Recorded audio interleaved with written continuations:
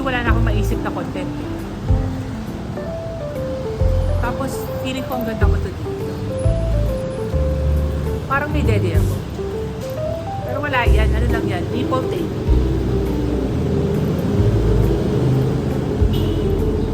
Parang ang dilim.